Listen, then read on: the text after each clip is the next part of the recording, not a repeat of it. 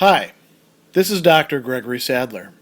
I'm a professor of philosophy and the president and founder of an educational consulting company called Reason.io, where we put philosophy into practice.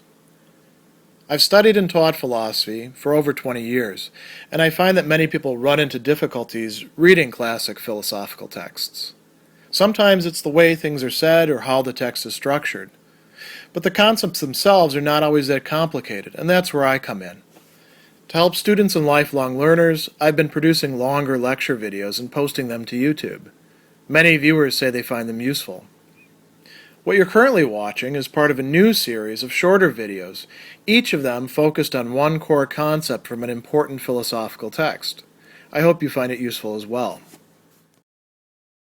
In his posthumously published work, Offenses Against Oneself, one of the matters that Bentham is going to consider, and a number of arguments are being made there, is this question whether male-male sexual relationships in some way affect women, in effect depriving them of the opportunity to have male-female sexual relations by, in effect, taking men out of circulation. So he will ask the question whether it robs women. And he says a more serious imputation for punishing male-male sexual relations is that the effect of it is to produce in the male sex an indifference to the female and thereby defraud the latter of their rights. And what are their rights? To have a sexual partner if they want to enjoy the use of sexuality, we might say. And he says this, as far as it holds good in point and effect, is in truth a serious imputation. So we have to take this seriously. And he says the interest of the female part of the species claim just as much attention on the part of the legislature as those of the male. So it's a question well worth considering, and he's going to give you a few reasons why we might want to take this more seriously. One of them is a claim about male and female sexual desire. He says that the female sex is always able and commonly disposed to receive a greater quantity of venereal tribute than the male sex is able to bestow. So this is a euphemistic way of saying the female sex is not just able, but also willing and desirous of having more sex. Venereal tribute is being given sex than the male sex is able to bestow. So all things being equal, women are more desirous and more capable than men. Okay, so that would be a strong reason. And then he also talks about it as being what we nowadays call a zero-sum game, right? Any effort of this kind that was exerted by a male upon a male would be so much loss to the community of females. So if a guy is pursuing sexual relationships with another guy, he is therefore taking himself out of circulation. And women should then have a kind of complaint that they could make. And Bentham says, okay, women aren't actually making this complaint, but men can make it on their behalf. He doesn't take this all that seriously because there's good reasons to think that this is a bad argument. He says that, we could look at very sexually permissive societies that we'll talk about in a bit, like Tahiti, which he calls Otaheite, right?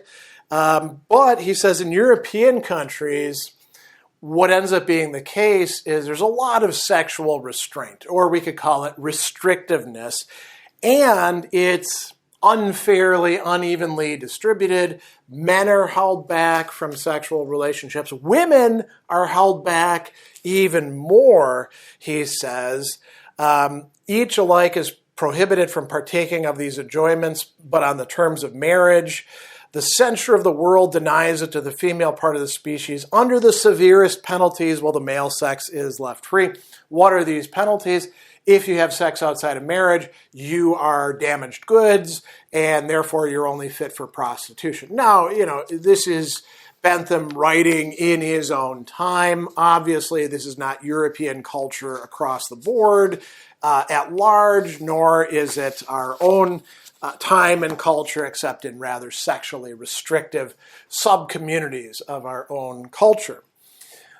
So he's going to consider, all right, if the women are losers by the prevalence of male-male relations, then it can only be on this supposition. The force which it tends to divert men from entering into connection with the other sex is greater than the force with which the center of the world tends to prevent those connections by its operation on the women. So you'd have to have a more permissive, tolerant society for this to really be an issue. And then he's going to say, who's actually not affected by this? Well, there's many women who are in fact married and their husbands aren't interested in having homosexual relationships. They're perfectly happy with their wives, so they're definitely not being affected. But even if, their neighbors are a gay couple or something like that, it doesn't affect them, right? Because they're getting what they need.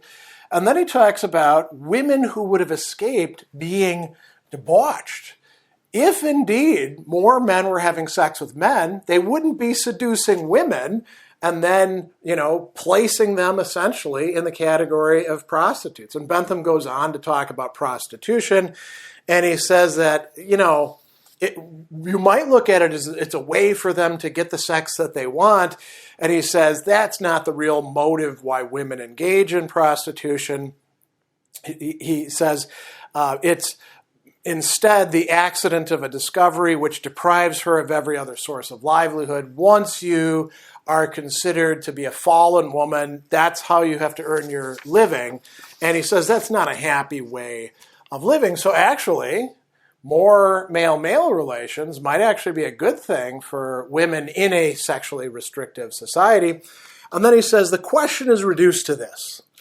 What are the number of women who, by the prevalence of this taste, would, it is probable, not possible, probable, be prevented from getting husbands? These and these only are they who would be sufferers from it. And he says, if you actually think about the motives to marriage, getting laid isn't the only one, right? So there's plenty of people that are getting married for all sorts of other reasons. For example, to produce children that they desire to have, or forming alliances between families, the convenience of having a domestic companion whose company will be agreeable throughout life, and then finally the convenience of gratifying the appetite in question at any time when the want occurs, and without the expense and trouble of concealing it or the danger of discovery. So he's saying, listen, there's plenty of other motives to marriage. Sexuality is only one of them.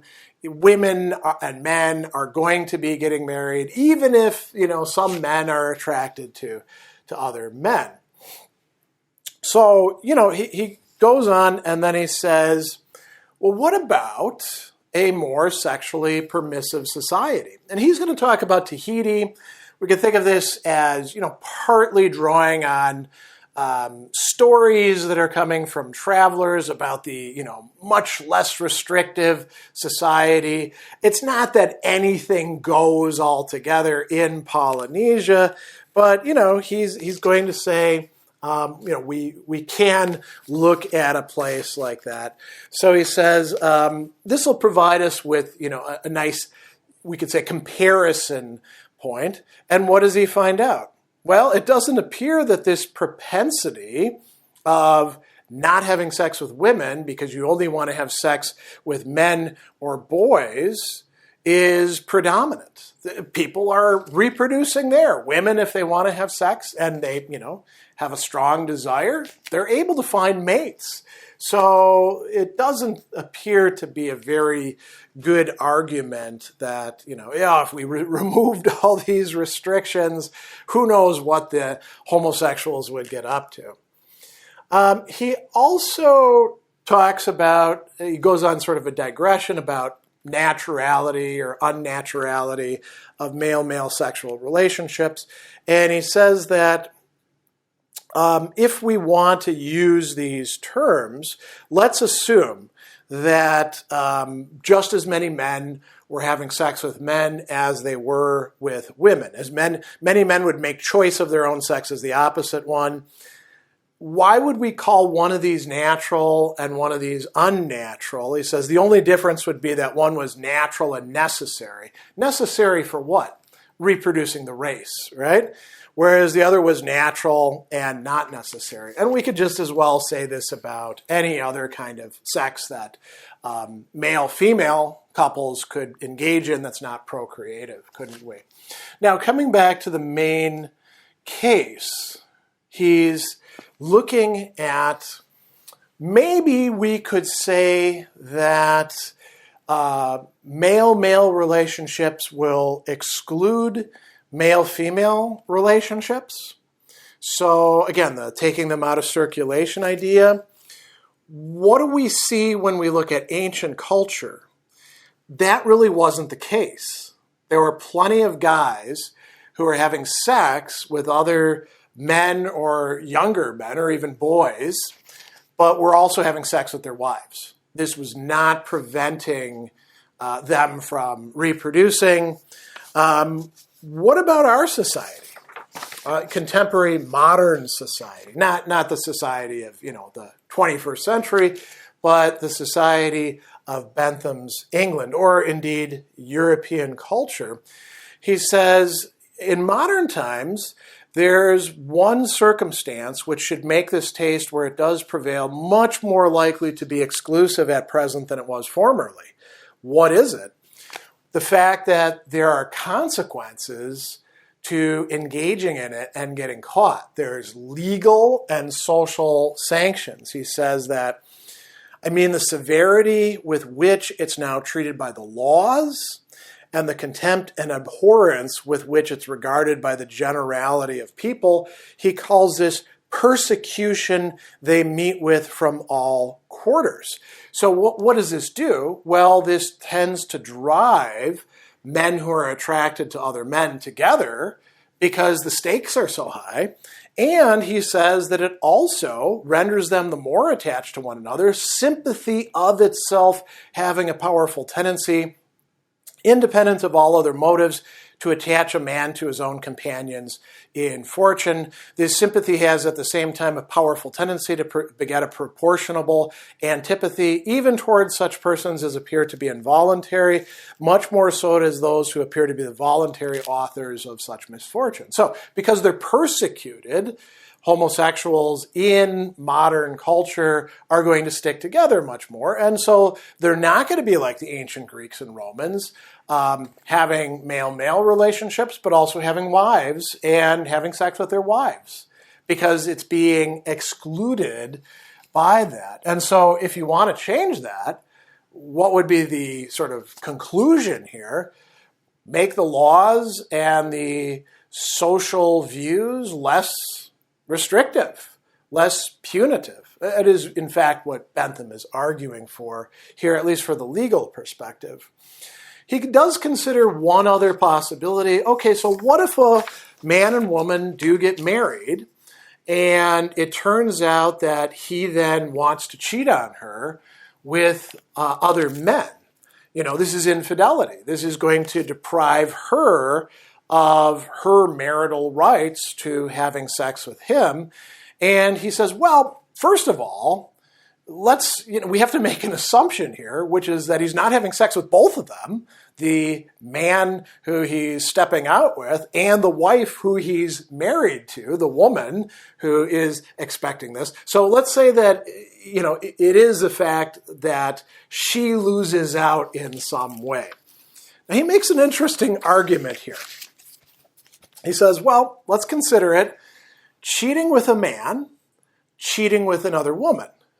And he's going to make this case here.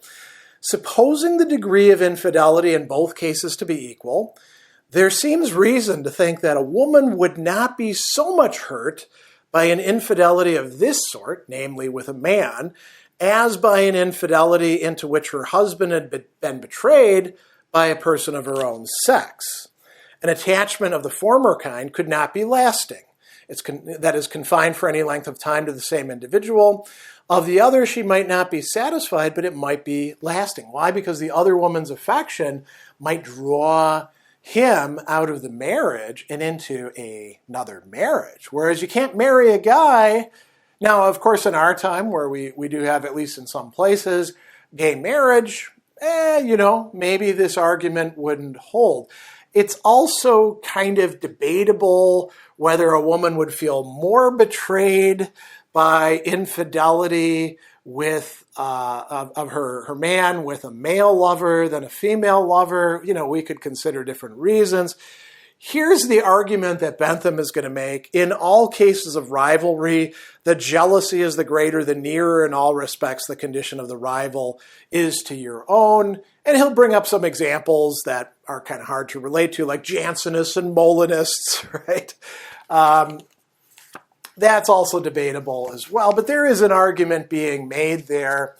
And, the idea is that this is kind of a rarer case.